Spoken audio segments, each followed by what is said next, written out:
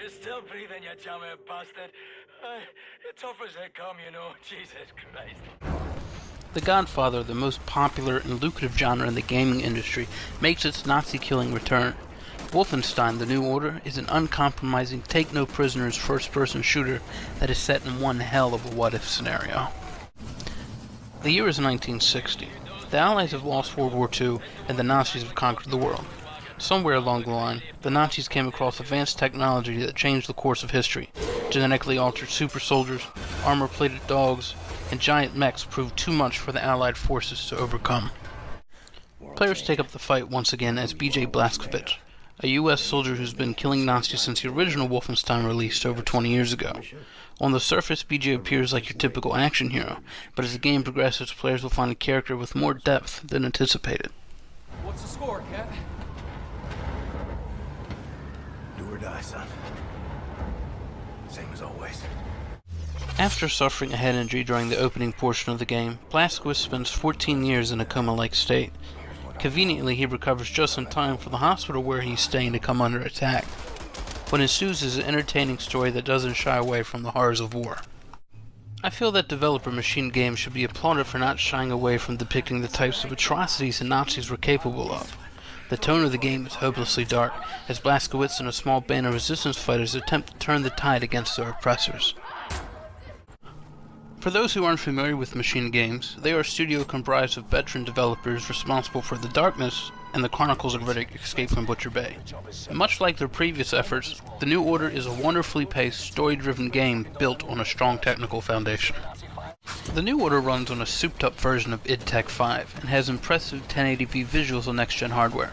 Frame rate stayed solid at 60 frames per second, and I didn't encounter a single bug throughout my time playing, which is quite a feat considering the game lasts anywhere from 15 to 20 hours. On top of the impressive technology that powers Wolfenstein, the gun mechanics are extremely tight and responsive. Players can dual-wield just about every weapon in the game, and there's a revolutionary lean feature that allows players to pull off shots from ridiculous angles.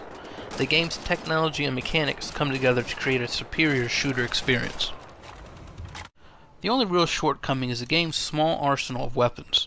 Players are limited to an assortment of stereotypical guns and an upgradable laser weapon. Most of these have alternate fire modes to create a little variety in combat, but unfortunately the New Order fails to deliver any memorable weapons.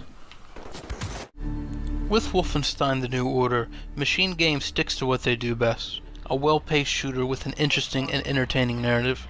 Somehow they manage to blend modern mechanics with the old-school DNA of the genre. The result is something stronger than the sum of its parts. This is a story-driven experience, and as a result, players won't find it tacked on multiplayer. I give this resurrected Nazi killer an 8 out of 10. If you don't mind, I have more Nazi scum to kill. Nazi scum. Hey, dude! Come in!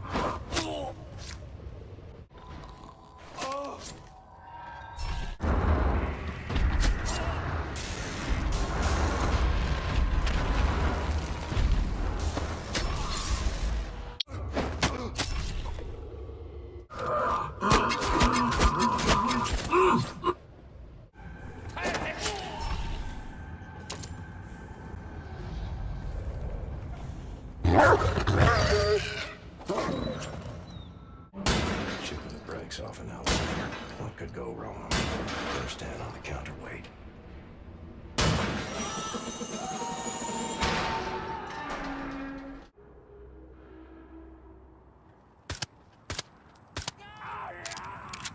Dass wir den Feind zurückgeschlagen haben.